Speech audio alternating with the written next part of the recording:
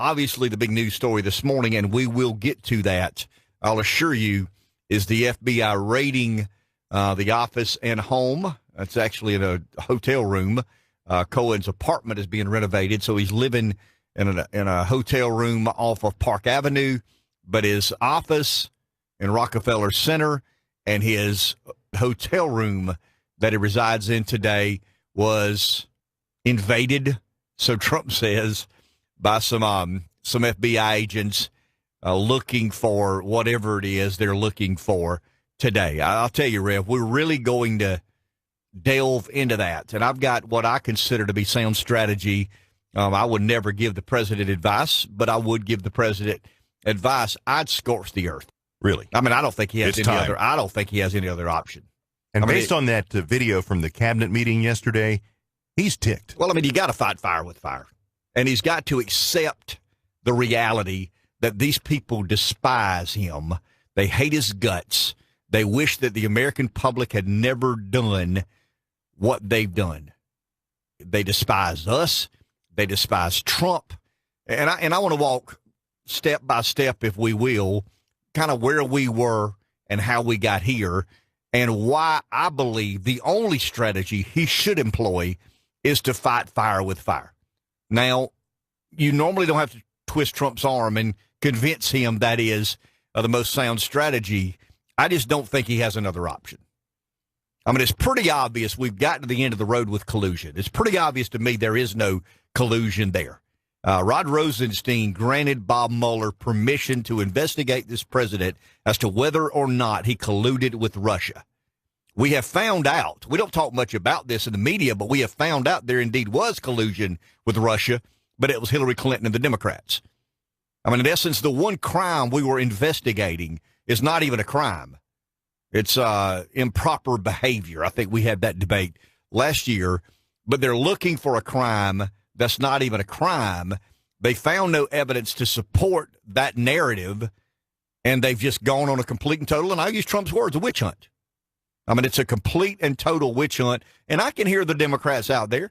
Well, that's how we ended up with Monica Lewinsky. We were investigating Whitewater and some other issues with the Clintons, and we ended up with with an intern, teenager, young lady. I think was Lewinsky a teenager at the time. She was in that age. Or low 20s. Yeah, 19, 20, 21 years old. But I'll tell you, the game changed yesterday. I mean, it's a Bob Mueller accepted that Trump is a street fighter, and he went down the road of turning this into a street fight. Bob Mueller is no match for Donald Trump in a street fight. Bob Mueller's never been in a street fight. In every occurrence in Bob Mueller's career, he has had the federal government as his backstop. I doubt very seriously Bob Mueller's ever signed a personal guarantee. I doubt very seriously Bob Mueller has ever put any of his career at risk. It's always been the government. You know, he's represented the government, the heavy hand of the government. We like to call it the man here on Good Morning PD Live 95. Alan Dershowitz had some interesting comments. And Dershowitz, once again, is no big fan of the president, but Dershowitz is vomiting over the Mueller investigation. Dershowitz believes in the constitutionality of our government, the process and procedures of which we must abide by. Dershowitz is a law and order. He's a Democrat. There's no doubt about that. I'm probably not a five-star liberal because I don't think you can be a five-star liberal and believe in the Constitution. I think they're on different planets. I mean, I think if you are a five-star liberal in America today, you don't agree with the foundational principles of the Constitution. Dershowitz is a constitutionalist. And a Hillary Clinton supporter, no doubt. Well, I mean, without question. Yeah. And he said that I don't have a lot of affinity nor appreciation for this president, but the process has become so scarred until it really grates somebody like Alan Dershowitz, who understands how these things are supposed to work and how you, to some degree, maintain the trust of the American public. And I don't know how many of our listeners agree with me or not, but how many of you are honestly, and I would ask those that the anti-Trumpers, the never-Trumpers, I mean, there are some that are blinded by that. They're oblivious to reality because they have such disdain in their heads, hearts, and souls for this American president that they're willing to accept anything, however righteous or unrighteous it may be. And I think they've left Trump no other option than to just blow it up. I mean, just absolutely scorch the earth. And when you say that, do you mean fire like Mueller, fire Mueller, pardon Manafort, fire Rosenstein? Yeah, absolutely. Fire Rosenstein, fire Mueller, maybe or maybe not fire Sessions, pardon Flynn, pardon Papadopoulos, pardon Manafort. I mean, if they torn the rule book up and thrown it in the trash because they can, because they have the full faith and backing of the federal government. Bob Mueller's no hero. Jim Comey was no hero. They were sick dogs for the establishment elite, economic class, ruling class, deep state. There's a lot of forces at work here, and they're not going to let go. And when Mueller makes a recommendation to a U.S. attorney in the Southern District of New York that he has information that he's gathered via a Russian collusion investigation, Mueller flips that information to another FBI team. They go to a federal judge. The federal judge sees probable cause. He executes a search warrant, and Trump says they break in. I mean, I doubt if that's reality, but I don't question how aggressive they have become, how aggressive they will be, and it's just interesting to me. I mean, I don't think he has any other option. I hesitate to give advice to an American president to do that, but I think they have shown you there are no limits. There are no boundaries. There are no parameters. They are after Donald Trump.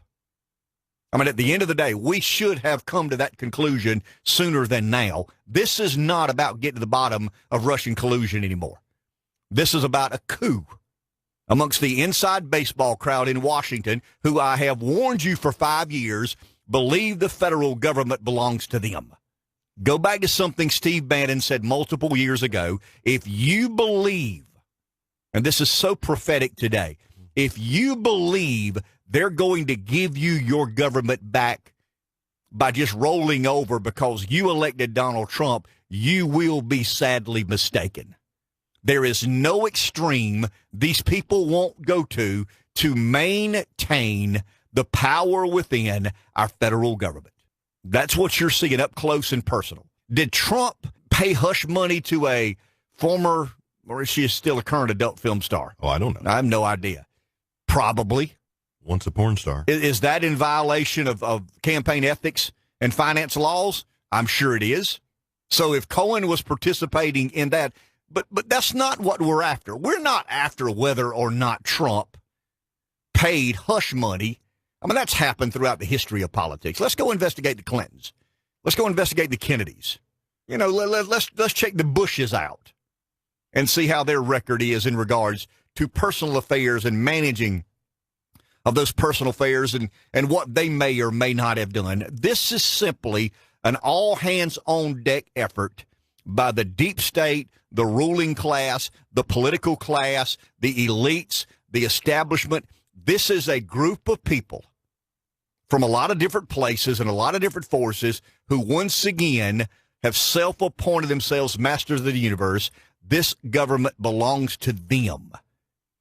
And here comes a legitimate threat, the most legitimate threat they've ever had to deal with, and it is their primary focus and motivation to destroy Donald Trump, not just to the point that we destroyed Donald Trump, but the rank and file American voter understands completely you don't do that.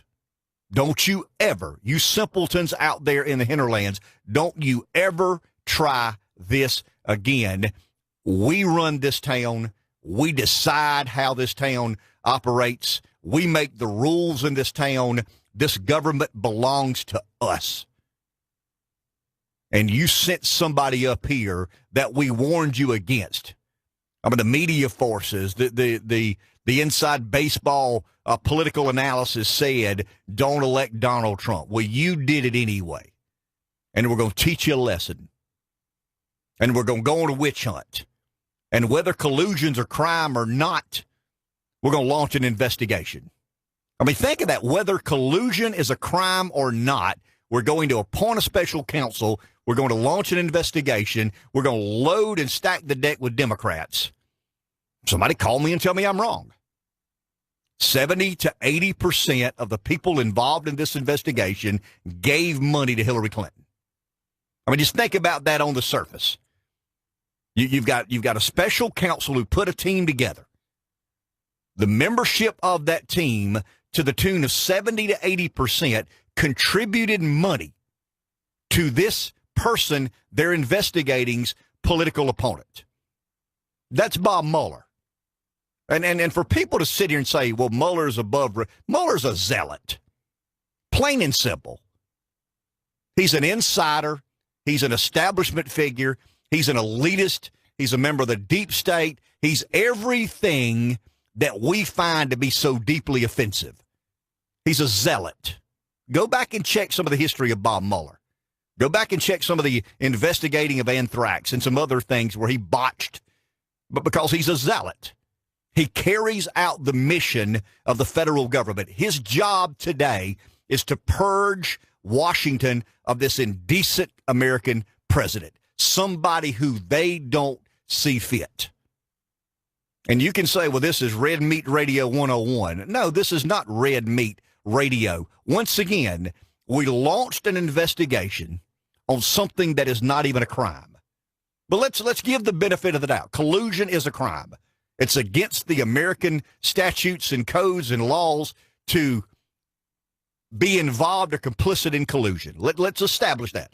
For just argument's sake, let's say collusion is a crime. We spent a year and 2 months investigating collusion.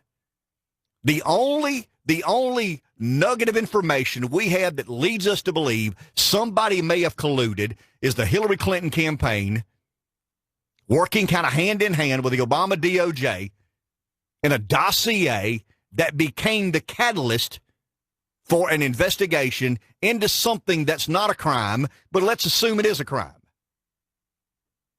We'll get a little further down the road, Rev. You know what we found out? Yeah, there was collusion. Absolutely there was collusion. Collusion is not a crime, but there was collusion. And it was the Clinton campaign and the Department of Justice and probably Jim Comey complicit in this. I mean, there's so many things here to investigate that we're not investigating. We hear nothing about this. Well, you're not going to hear anything about it. You're not going to hear anything about that because that's not the story they want told. The media, the ruling and political class are working hand in hand, once again, to purge the system of this American president. That's what's going on. It is a coup. It is not with tanks and armor and, hiding behind a door with a gun. I mean, it's not any of that. But it is absolutely a coup being perpetrated against this American president as we speak. Once again, they may find that Trump's lawyer paid Stormy Daniels $130,000 to be quiet. Sign this agreement, keep your mouth shut, we'll wire the money. That is probably, in essence, a violation of campaign finance law. I would imagine there'll be some issues with bank fraud, professing that the money's one thing when in reality it's something else. Depending on how he acquired the money. Well, right? I mean, and once again, I just ask our listeners, and I mean this in the most sincere way imaginable. When we appointed a special counsel to find out whether or not Trump colluded with Russia to win the election. Was the outcome of the election affected by Russian interference, and did Trump collude in that interfering and manipulating of the electoral process? That's what we were looking for. And now we kick the door down to a personal lawyer to find out whether or not he stroked a check for $130,000 to pay a adult film star to keep her mouth shut. I mean, are we cool with that? As Americans, are you cool with your government starting at one place and ending up over there? Because all I can say to that point is this: you better hope with God Almighty at your side that you are never a target of an investigation. I mean, if you're comfortable with the federal government once again starting here, a year and 2 or 3 months later ending up over here, then you better hope with every fiber of your being that the federal government never, ever puts you in the bullseye, because you don't have a chance. Let's take a break. Back in a minute. Good morning, PD Live 95.